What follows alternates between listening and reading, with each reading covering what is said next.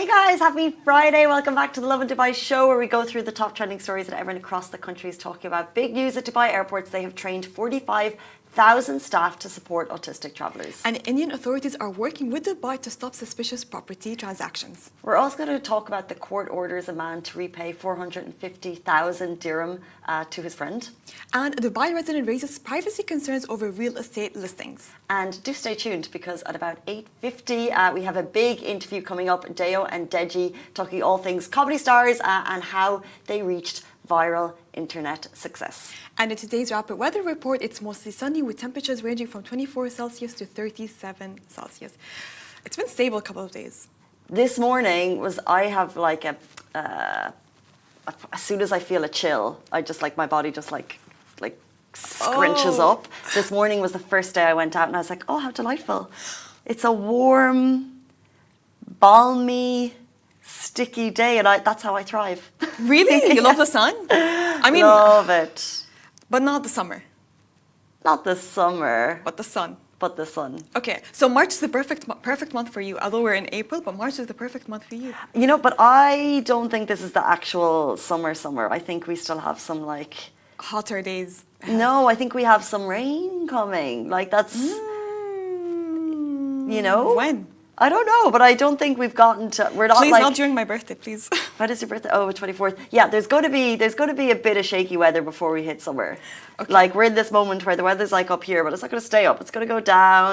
It's going to be some clouds, maybe a bit of rain, and then we're going to hit summer. Okay, so some silver lining. Yeah. Clear skies. Clear skies. Breezy wind. Walks down the beach. Your pores will clear because of the temperature. Fresh air. Hopefully. Hopefully. You may see behind us we've transported to Dubai airports this morning. We're away from our usual studio. Thank you, LED screen. To bring you the important news that Dubai airport has trained 45,000 airport staff to support autistic travellers. This is a groundbreaking move. The staff are across DXB and DWC. They have now been trained in autism inclusive practices. That is a 36% increase from last year. And this expanded training is part of Dubai's mission to become a certified autism destination, making travel smoother and more supportive for autistic and sensory-sensitive guests. Dubai International also holds the title of the world's first international airport to earn the Certified Autism Centre designation, which is a huge win for accessibility. And you know what was so nice? As soon as a comment come through that says, that's great news. And it's the hidden disabilities which often get overlooked. Yeah. And there is this thing about kind of hidden disabilities versus the disabilities we can see. Possibly the hidden disabilities are overlooked, and it's really important that people are trained to be able to be empathetic to people traveling with disabilities and also the people who are traveling with them. Because autism doesn't come in one way, because you can have sensory autistic people, visual autistic people. They can be sensitive to light. We covered a story like previously where an Emirates crew like knew that one of the passengers were sensitive to light, so they drew a picture for them instead of taking the Polaroid picture. Right. Yeah, they here in UAE they're very considerate of people in special needs, and I love that they call them people with determination instead of special needs. So true, yeah. You see it in metro stations. They have designated areas for them. We have multiple taxis for access for them.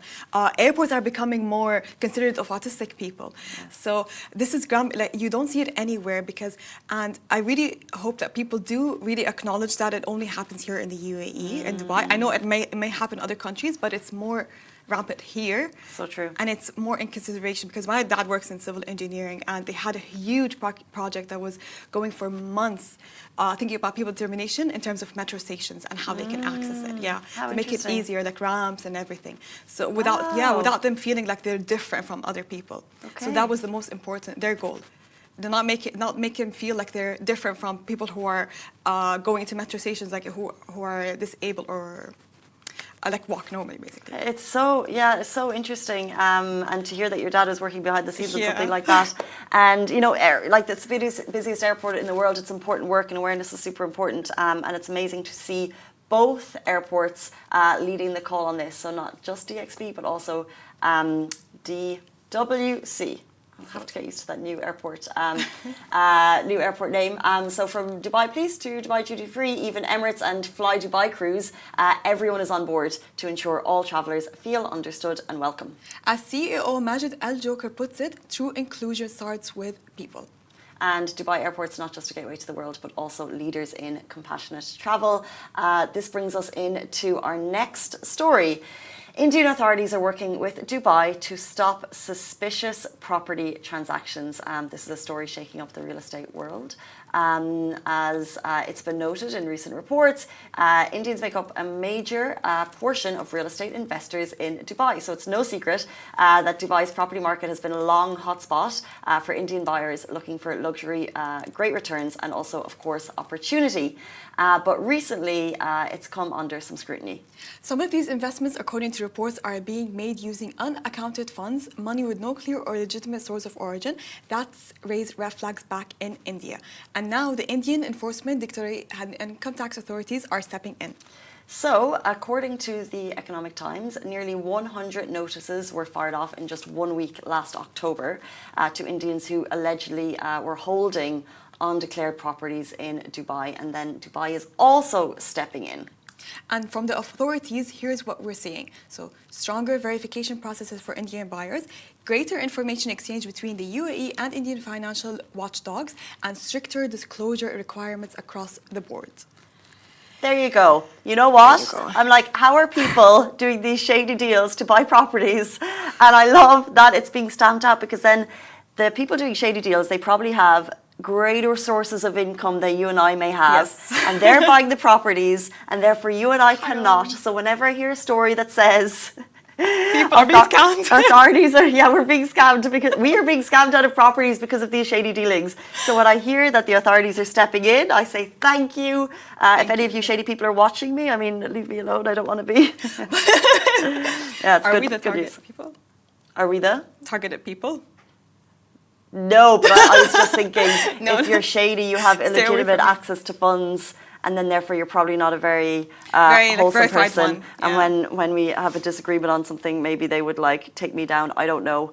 That's the thing. Now you can make it. We need to be a little bit more aware, because we're looking for houses. Yes. But those cameras, they oh my God, they take advantage on and they seize the opportunity immediately. As soon as they see a boom in something, they jump into scamming. And I think they notice how, because real estate and Dubai real estate is making headlines all over the world, and how it's booming and how it's growing, and we have a lot of buyers. Scammers are like, you know what? That's an opportunity right there. Let's jump in and scam those people. But it's not going to happen. But it's not going to happen. It's not going to happen. Not here. Don't Dubai worry. authorities, Indian authorities are stamping it out. Don't worry, it's not going to happen. And I'm sure property prices will be stable for me and you to purchase. Let's jump into a court story that's making headlines. So a court orders a man to repay 450,000 dirhams to a friend. So an Abu Dhabi man has been ordered to retain 440,000 dirhams to his female friend after she loaned him the amounts in installments. The Abu Dhabi family court also awarded her an additional 10,000 dirhams in compensation. The ruling came after the court found no evidence that the man had repaid the sum or denied receiving it alongside the payment. The defendant is required to cover all lawsuit fees and expenses, though no legal interest was imposed due to the compensation already granted. And this is according to Khaleej Times. Would you ever lend money to a friend? That's a question that I always ask. If the friend really needs this money, and I think if you're lending a huge amount of money, like which is almost $500,000. Who is lending $500,000? Fair enough. Okay. $500,000. I think you need to put it into contract or something. You have to get. Legality needs to be like a lawyer or something. What if your brother needs that money? Would you put a contract in, or you'd give it to him? No, brother, no. But a friend, because they're not blood. You know, I had a friend who really needed money. Yeah. And she wouldn't take it. Oh. Yeah, as in, like, it's embarrassing for her. Maybe. I think there's, and you know, there's been points in my life where I've needed money, and I'd find it very difficult. It's hard to ask for money. To take from people. It is. And if I did, it would be on my mind consistently. like, I need to pay this back. So I'm glad this person took this man to court. I'm just sad that I'm it glad had to end it like that, you know? Sorry? I'm just upset that it led them to take it to court instead of just agreeing on something. It's got to be a really close friend. Yeah. I would only lend to a really close friend. I'd question mark if they weren't that close and they were accepting money from me, because it's like, you know, you've got to be super close. It's got to be super close to family. But I have plenty of friends that I'd lend money to, no questions asked, without a contract. Yeah. Because I trust them and they're good people. And yeah. Would you give them a deadline? I wouldn't, but I would expect that they would put a deadline on themselves, because they... Put a deadline on themselves. Right? As in... I think... And you would communicate, like, if it got to 6 months, it'd be like, oh, I'm struggling here. Let me get back to you. But I'd expect them to communicate. I'd find it so awkward if they didn't, because I would never be able to raise it. I would never. I'd be so shy. You know what? I don't really need this 10K anymore. You know? That's what you think. No, but like, I think when you first lend this money, I think you decide on your own, okay, I'll repay you in a year. Or I'll repay you as soon as I get a job, for example. Or I'll pay you as soon as I get back on my feet. I think lending a smaller amount does not need a contract, but lending a big amount definitely needs a contract. Yeah. Because look, like this person took them to court, and apparently maybe they were just kept postponing it or denied ever receiving it, or just refused to return it, or maybe the person still needs the money. You never know. But you know what? I think if you're also lending to someone who's hard up, you have to acknowledge that maybe you're just not going to get it back. True. You know? People get scams from their own families as well, by the way. I've heard stories where brothers scam each other. What? Yeah. Where? Like, not in all families, but I've heard a lot, like it happens a lot, where a brother lends their sibling some cash. Not say so brother. A sibling lends the other sibling some cash. Yeah. And they never return it. Family feuds. Oh, that's cheeky. Never heard of family feuds of where they... Value your family, people. Your siblings are so important. Take away their lands, take money from them, never return, and they'll just tell you we're blood. Your money is my money. Oh my God. Well, interesting. Fair enough. Hispanic restaurants. I hadn't heard that genius argument before. Let's jump into our next story. You've had calls from random numbers. This could be why. So a Dubai resident raises privacy concerns over real estate listings. So a Dubai resident has brought attention to a controversial practice happening in Facebook real estate groups, where buyers' phone numbers are being shared with agents under the label of qualified leads.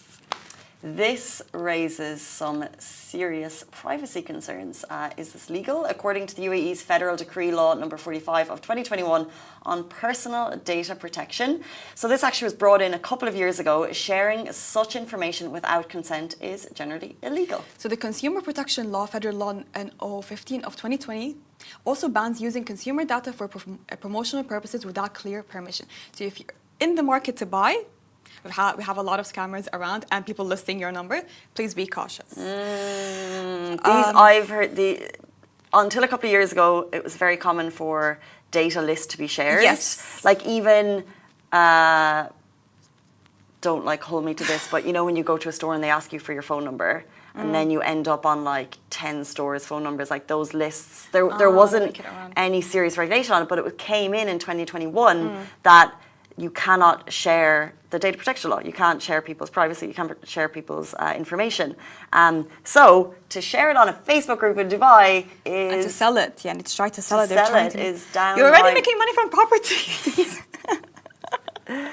Do you think everyone's making money from property? Like all these agents? Or like there's like a select few making loads? I think there are select 5%, I'll say.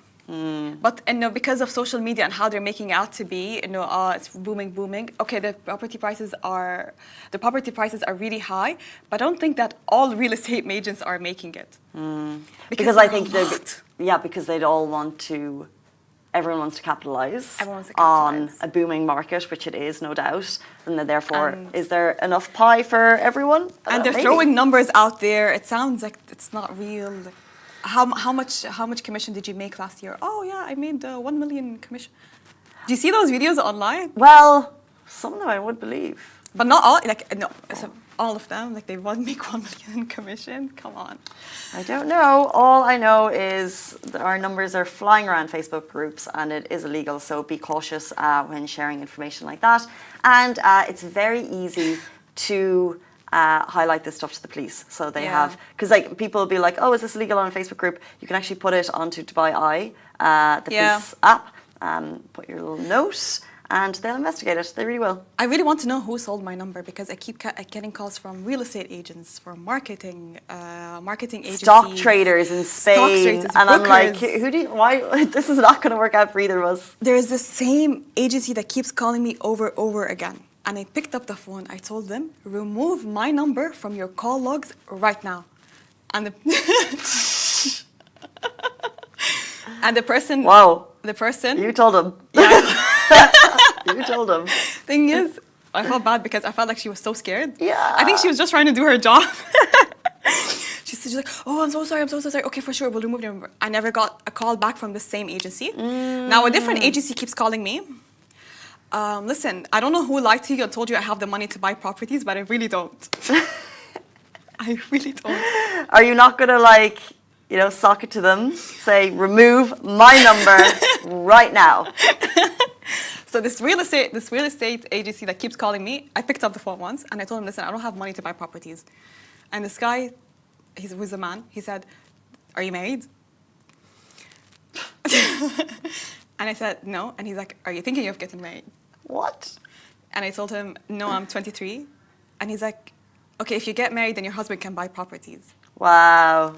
And my mom heard that and she thought, I don't know, what she assumed the worst. And then I closed the phone. He called me back. So cheeky. He called me back. So cheeky. Block the number. I blocked the number after this. Everyone in Dubai has a different story. Some of us grew up here. Some of us have been here for 1 year, 2 years, 3 years, 5 years, 10 years. When you first start getting these calls, I imagine the majority of us are polite. Like, no, I don't really have time. Oh, no, I'm not polite. I know, but like, I mean, what I'm getting is like down the line, it's like, no, sorry. Yeah. That's weird. Oh yeah, I have another story I picked up from a different agency as well because I was so tired. I have so many agencies that keep repeatedly calling me. This is the problem. So I asked her, she was a British lady. I asked her, I'm like, can I just ask you a question? Where'd you get my phone number? And she said, I saw you're an interested buyer. You put your number somewhere online. And I said, no, that's not true. How is that possible? And she said, no, you're an interested buyer. I'm like, with what money? What money? I want to be interested. I want to have the money. And I told her to remove my phone from your call logs. Apparently that's the rule, that if you say remove my number, they have to remove it. Okay, so it's working. But Thank I you. don't know about these call logs. All we know is it's been 3 years since the regulation came into place and they are really tightening the belt on these restrictions. So if you have issues, send it directly to Dubai Police. It's 8:49, which means it's time for our next guest comedy stars. Dayo and Deji are going to be with us after this very short break. Do stay tuned. Oh, we don't have the... Wait.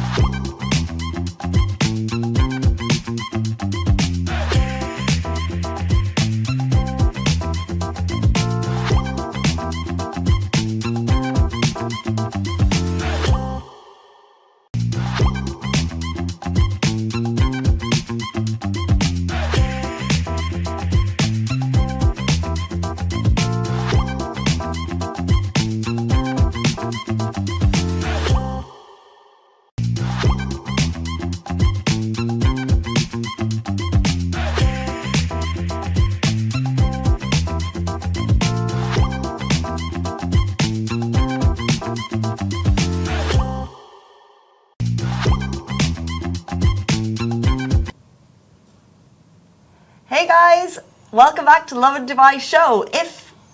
I'm not going to finish that sentence, but today's guests just might. We've got Dayo and Deji Adebola talking the do's and don'ts of viral comedy success. It's Friday morning. Welcome to the show. Yes, good morning, everybody. Thank Thanks you for so having much us. for being here. Such a pleasure. Thank you. So how did you start out in comedy? Oh, wow. How did you start out in comedy? I think you're good to start because he basically is my inspiration for all of this nonsense. So we, like before social media like took off properly, I was making skits on like Instagram. Yeah. And then before that, we were always big on like, we were YouTube kids basically. YouTube, So Vine, all these. we're always watching God, the skits. We're like, we can do Yeah. we can do them. So let's do them. So we started a YouTube channel, and we were posting videos on there. Just any random idea that we had, we would put it on there. And then one thing led to another, and here we are. But your brothers? Yes, absolutely. This is my elder brother. Yes. Older brother, I was going to ask, but I didn't. What was it like growing up around the kitchen table? Cross clowns? You know, it's a bit of a stereotype, but he would always get the meals first because he's older. He would get the bigger portions because he's older. And, As I it should. would cause fights, but you know, we've moved past that now, I hope. Yeah, well, you know. It feels like you got the good end of that stick, though. I can't complain. What can I say? Do you have other siblings, by the way? No, just the two of us. Okay. Yeah. So stand-up comedy and being content creators on Instagram and Facebook and all social media platforms, is it your full-time job or do you have a day job as well? So that's he has a day job, and I recently stopped my day job to really focus on this. Wow. Yeah, I'm even trying to open a business to promote people online and do things like this. So, yeah. If people had never seen your comedy before, how would you describe it? That's a brilliant question. I would say it's satire for sure. It's a bit more on the like wacky side, goofy side. Yeah. And it's just playful. You It's know? wordplay at the end. Yeah, of it's the day. Like, for the wordplay. most People part, shouldn't it's come wordplay, into it yeah. like too seriously. Yeah. Because at the end of the day, we're just messing around. When it started, the idea was just to make fun of like, you know, podcasts. Because podcasts were a big Podcasts. thing. Yeah. No shade, of course. No shade. Yeah. To the people who actually do podcasts. Yeah. But So that was the idea. And then after that, it just kind of devolved into yeah. chaos. So your first set was doing like a podcast format. That was the first initial So, idea. so actually, initially, it was just to say like weird things with like as straight a face as straight, possible, and then the podcast thing took off, and we got to work with people like Fahad, Kalim, Sandeep, Sandeep, Simon all these as well, guys, yeah. and they're really big into podcasts too. So we were like, yeah, we can do this. We can make this work. Like, yeah, Podcast is big in different genres: comedy, motivational speaking, Yeah. therapy, everything. yeah. Which is why Yeah. we're making fun of all of them. Yeah, so a lot of times the first impression for people is, wow, these guys must have something really interesting to say. And then by the end, they're like, what? And then some people don't realize that we're making a joke on purpose. And Yeah. So Facebook, for example, the comments on, I think the cheetah video Yeah. is just rough. One of our because most everyone is viral like, videos. it's horsepower. How can you say it's horsepower? How do you know it's horsepower? And I'm just there like, y'all missing the It wasn't that serious, yeah. the joke is here, y'all here. I don't. Could you recreate that joke? Okay, so it's Yeah. if the cheetah is the fastest animal in the animal kingdom. Pause for dramatic effect. Exactly. Then why do we measure our cars in horsepower? That's it. I mean, it's kind of valid. Not They are all That's what I'm kind of saying. valid. Everything is valid. That's where we operate. Yeah. And for me, it's always a thinker. Like, I'm always like 4 seconds. I'm Yeah, like, a little bit, yeah, like yeah. the penny drops. Yeah. So you start most of you did with F, right? Yeah, How did yeah. that start? Like, tell us the story. So it was down to the first one that I did about 3 years 3 ago years now. ago, It's been yeah. a while.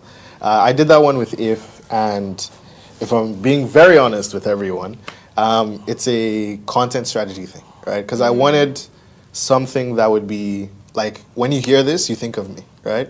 So I decided from then on, like, I want to formulate all of them around this one word. Yeah, it's a good. It's a For good hook. yeah, a good hook. It's marketing 101, you know, stuff like this, and you know, it starts with a question, you know, so Yeah. it makes people want to engage and want to answer. So And it gets more dramatic with every yes, video. exactly. Well, you should see that the first ones that he was doing, he would start in like the suit, and he's like in a normal. The lights are all normal, and then he would say the punchline, and then the screen would just There turn would be a red. red light, like. And he's just like staring into the camera with the most serious face.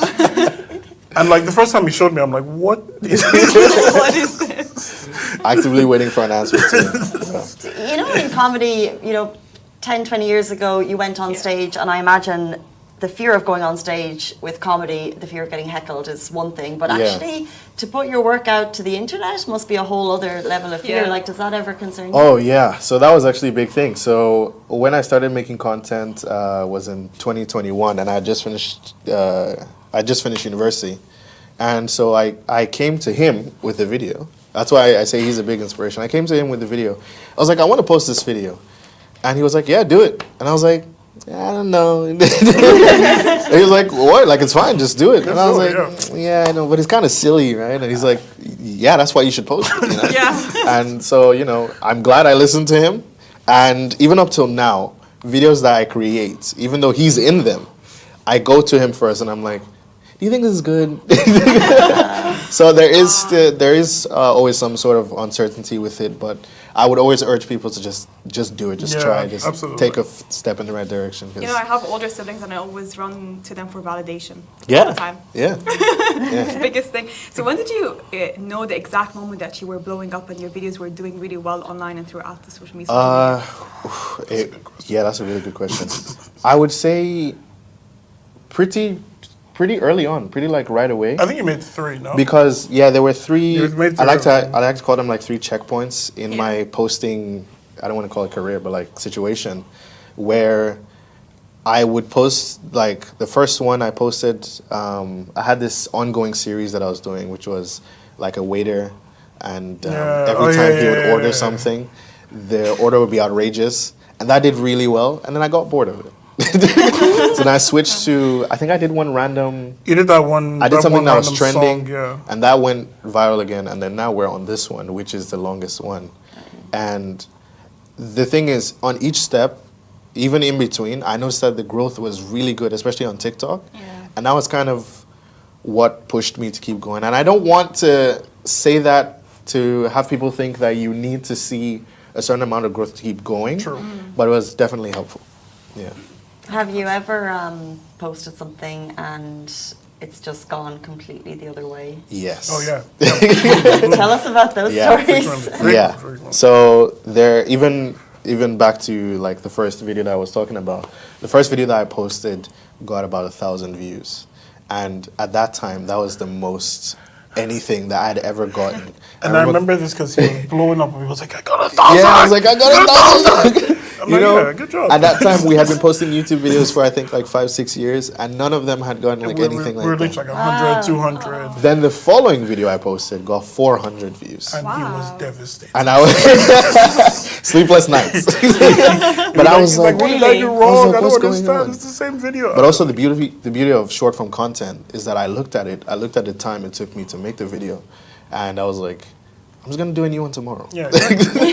Yeah. But also more recently, we've had some videos, like he was saying on Facebook, where people kind of misconstrue the entire idea of the video. It's lovely. But also we've gotten used to that. I live for it. I wait. Yeah. I wait. He's in there. I just kind of let it be what And it is. it's great too because the people that like get what we're trying to do, they're also in on it. Yeah, too. they're in defense. So if you have someone that comes in and they're like, "This is terrible," I don't need to say anything because the audience is just like, Yeah. You think that, do you? What's the common? You must be new You here. must be new here. So This is what they do. what would you say is the weirdest and the wildest comment you ever received under a video? Weird. I would. You all want to get into that? I don't think they're. Oh, is this topical? This might be. Nah, I think I'll leave that one for now. But mostly like people just insulting us when we're just trying to have fun. Like, people think that we're trying to like push agendas or something. Yeah. We're like, yeah. we're just trying to have fun. We got into a couple arguments. Well, I got into a couple arguments Yeah. about that because they were like, "This is really stupid." I'm like, That's the whole point. Okay. That's the point. Like, and they're like, "Okay, you're being known for being a jester." I'm like, again. and Yeah. So. Is there ever an issue with like it's difficult to leave work at the door? You know, the way some people have a 9 to 5, but I guess you're 24/7 thinking about comedy. Does that ever impact you? I think that's more for you because the work I used to do was content creation anyway. So I've always kind of been in, since I left university, I've worked in different agencies all about content creation. So even while working in those agencies, I was working on my videos. So I've kind of lived in this for a very long time, but his is more recent. No, I think mine is, it's very easy to, because essentially I'm working 2 jobs. Yeah, true. Right now. Yeah. True. So it's very much a situation where, okay, if I have a few minutes at work, like if I'm on my lunch break, Yeah. check how a video is doing, make sure Yeah. everything is going well, check in with him, make sure everything is going well. Yeah, but we do it And in then a go way back, that yeah. it's very accommodating. Yeah. So Yeah. he's doing his best. And you know, when I'm on, and obviously, like when I'm off, when I'm like taking a break, when I'm on my annual leave, for example, then Yeah. you know, we can go a bit more, and we can split up the responsibilities a bit more, and I can get my content brain like really in there. But like during the normal time, we usually reserve all that stuff for weekends because that's when Yeah. we actually have time to do all the stuff that we need to do. Yeah. So. But if we think of an idea for a video, we usually just write, like I have a list. Yeah, we have a notebook. We're even working on getting a spreadsheet. Like, it's Yeah, not serious. yeah. I gave him the Excel sheet. I'm like, let's use this. He's like, okay, go. How do you share a notebook? Because you're not together all the time. Would you not do like notes on your phone? Also, we have the We have a shared Google Drive, Yeah, Google Doc. Google Doc. Yeah. There you go. Same thing with the music that we would use in the video as well. Yeah. So we literally have one called Music List, and then it's just like hundreds of different songs, songs. Fair enough. Very But tell us more, different. how do you write the scripts? Are they just random thoughts? Are they like properly scripted? It's literally, I'm having a conversation with him. I say something really silly, and we're like, write that down, write that down. Like, it's between that and between people in the comments also. Yeah, of course. And stuff that we hear online that we kind of just Yeah. like warp into being more silly than it sounded. So it's, and for the most part, when we do get in the studio, it's totally unscripted from then on. Yeah. Really? So We a lot don't of even times, we don't even tell each other like Yeah, what we're we gonna don't say. tell what- yeah. Yeah. So the Hence the responses that we're saying are reactions. Yeah. exactly. Yeah. Yeah. So there is a couple of pages that I would say talk about Lovin Dubai, and they get comments up from that because it's like an easy topic to like poke fun at, right? Yeah. So I just wonder, do you have any topics that that you know is going to get views, that you know you're going to get a lot of engagement from, like hitting one I don't think thing? there's anything specific, is there? I don't think it's the topic as much as it is what we're saying in the video. Yeah. Because I remember when I thought of that cheetah video, for example, we were on the way to the studio. Yeah. And I was just like, huh. Like we were just driving, we're listening to it. I'm like, huh. And a lot of times people come in, they don't know what to expect anyway. So we can't really morph it Yeah, that way yeah. as much. And there are also But, sometimes where he's putting the video together and he's like, nah, this is going viral. And I'm like, Yeah, actually, a how few do times you, that's how happened. do you, and then he shows me, I'm like, okay, I see what But it's the you beauty of random, I guess, as well. Yeah, yeah. So would you say they're mostly based on real life experiences, something personal that happened to you, or 50-50, considering like it's genuinely like we're just having a conversation and I'm like, hold on. If this is this way, and then he's like, what? And then we put it out, and that's do you actually ever it. get into arguments about it or over it? Sometimes. Sometimes, yeah. Yeah. Sometimes. Because he's like, it's a mix of like, he's like, that might be a little bit too much. Yeah. Or that might be a little bit too little. And I'm like, no, this is perfect. I'm like, no, you can, you can fix it He's like, a yeah, little he's bit. what, He's just, like, just tweak it. And I'm I'm like, fine. Who wins? yeah. And it's just- Most times we're it's just me. bickering. I would I say it's me appreciate most you. I of the time. appreciate you saying What that. a, It's big of you to admit that. what a cool journey to be on with your brother, really. Yeah, yeah, it's a great Do you have comedy do's and don'ts for people who want to publish online? Yes. So, do's, just have fun, you know? I don't think there's anything that's too, like, you would think, like, oh, this is too niche or too... Yeah. Just have Yeah. fun. Your audience will find you, especially if it's funny.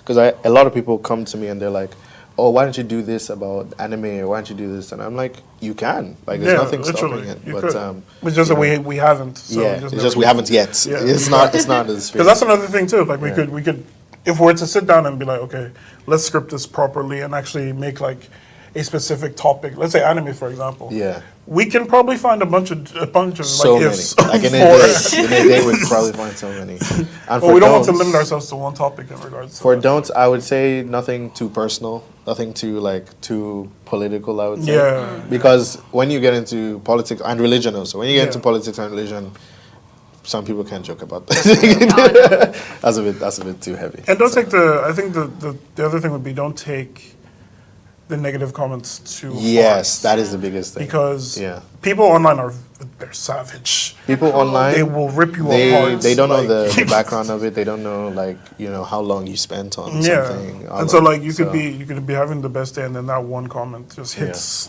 a bit too deep, and you're like, okay. Yeah. Can you send a message to those people if they're watching right now, those savage commenters? Do you have any message for them? No. You have something? Rise above it. You must be new here. Yeah. For the most part, I just ignore them. I go after them a little bit. Just a little bit. Brave man to go after those commenters because they have no holds back. They're sitting at home. With Yeah, nothing to do. they're there all day, like 24/7 on their couch. on That's their phone. great. That's They must great. not work. I respect it. Be a hater all day. That's crazy. So what's next for both of you? What's next? Okay, yeah, actually. So we're trying to open a media agency here in Dubai. We're currently waiting for the license. But once that's done, I want to be working with people of all industries. Because this is what I did in my other agencies, right? So I want to work with people, and they will have the benefit of being able to work with somebody who has actually been working in the industry for years rather than an intern that started a few days ago. So I would say that's definitely it for Demonstrated us. success. And then I think for me, maybe maybe just YouTube. Yeah, I really want to YouTube push also. YouTube as well. Yeah. Because Yeah. we've grown, the channel has grown a lot more than yeah. we thought when we started. we'd ever we thought, did yeah. not. So I think it's going to be about figuring out how to not automate all of these different contents that we're doing, but trying to figure out a way that makes everything a bit Yeah. easier to push them out. And we call it Trident. Trident, yeah. Because the idea is, how Tridents have 3 prongs? So it's supposed to be me, him, and the audience is the third. But that's, We think that's really cute. Again, let's be clear. That was 10 years ago. We just never changed. We just never We just changed. never changed the What do you idea. call Trident? The YouTube channel or Yeah. The YouTube agency? channel and the agency. Both. Yeah. Yeah. So if you want to find Dayo and Deji, head to Trident on YouTube. Yes. Trident GC. Yes, Trident GC. Yeah. Guys, thank you for waking us up on this Friday morning and Such a pleasure. ending the week with a Yeah. laugh. Thank you so much. We really appreciate your time and keep doing Absolutely. what you're doing. Thank you so Thank much. you so much. Yeah. This is great. Thank you, Asa. Thank you, Casey. And that brings us to the end of the Lovin Dubai show. Have a beautiful, restful weekend, and we'll see you back here on Monday morning, same time, same place. Bye bye. Take care, everybody.